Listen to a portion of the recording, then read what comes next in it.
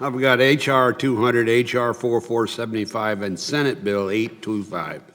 As all of you know, I wrote the Magnuson Act with Gary Studs in 1976. It hasn't been reauthorized since 2006. My legislation, I believe, makes great improvements to the Magnuson-Stevens Act and to ensure a proper balance between the biological needs of fish stocks and the economic needs of fishermen and coastal communities. The legislation tailors federal fishery management actions in order to give councils the proper tools and flexibility need to effectively manage their fisheries, and will support a more robust domestic fishing industry and greater job creation across the country.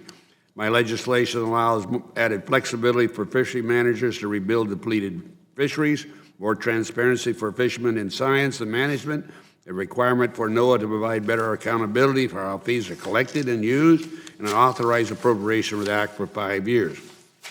Now, as my colleagues are aware, a vast majority of the legislation I passed during my time has been with bipartisan support. I promised back in September 26 I would sit down with Mr. Huffman, try to find a bipartisan compromise. The committee staff and minority staff and majority staff sat down in the meeting. We worked out 5 provisions of Mr. Huffman's bill and put it in H.R. 200. We're still working to find a bipartisan solution. I wrote this bill, many years ago, bipartisanly with Gary Studs, and I would like to suggest one thing, though. If we go forth with Mr. Huffman, I expect to have a majority on the Democrat side. If I don't get it, I will not offer it.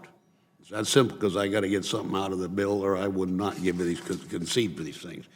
The volcano, and the other bill has got a volcano early warning system, and I happen to agree with the young lady. Can I call you a young lady, though? I'd be careful. I got in trouble doing that, you know. Please continue to call me young. Okay, there you go. Thank you, my dear. The other bill included in America's H.R. 4475, the National Volcano Early Warning and Monitoring System, because in Alaska, it's a big issue, just like it is in Guam. We have a lot of volcanoes, and we have the tsunamis after them, and we could avoid a lot of hardship and protect our citizens from a lot of harm. The last one is a very simple one. I hope will be a unanimous consent. The Southeast Alaska Regional Health Consortium land transfer. This is a bill introduced by Senator Murkowski. We're trying to speed it up, and it's a necessity, so we're taking her bill up. We pass that, we can bring it to the floor and get it done. No one, to my knowledge, objects to the bill. It's to help out the Mount Eskimo Hospital. And the land is there. It hasn't been used, and we ought to use it. With that, Mr. Chairman, thank you for bringing the bill.